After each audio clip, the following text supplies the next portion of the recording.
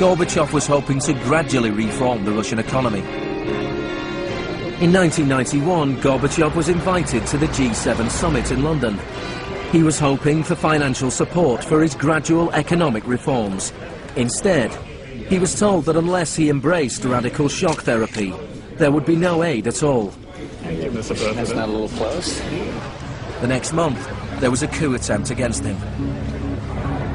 A group of Communist Party hardliners placed Gorbachev under house arrest in his holiday home in the Crimea. Tanks surrounded the White House, the Russian parliament.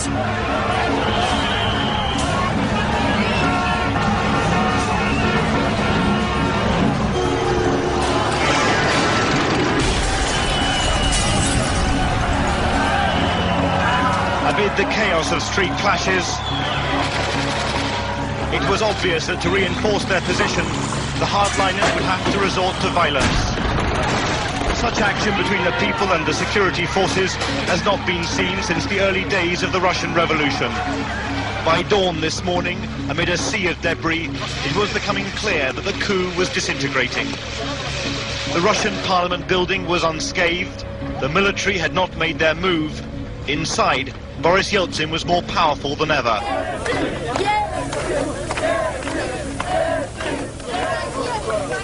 This was Yeltsin's finest hour.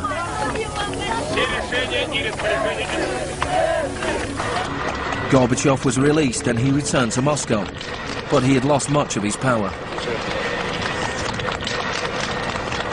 Я выражаю признательность за принципиальную позицию россиянам, президенту России Борису Николаевичу Ельцину. In December 1991, the Soviet Union was dissolved, a profound shock for the Russian people. Yeltsin was now in charge of economic policy for the Russian Federation. The free market came to Russia. There was chaos. The adoption of Chicago school policies in Russia marked the beginning of a new chapter in the free market crusade. It was all shock, no therapy.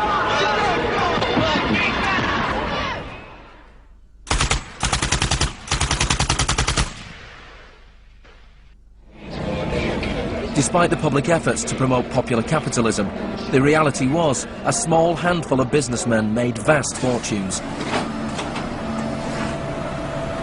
State industries were sold off at bargain basement prices. The Russian press dubbed Yeltsin's advisors the Chicago Boys.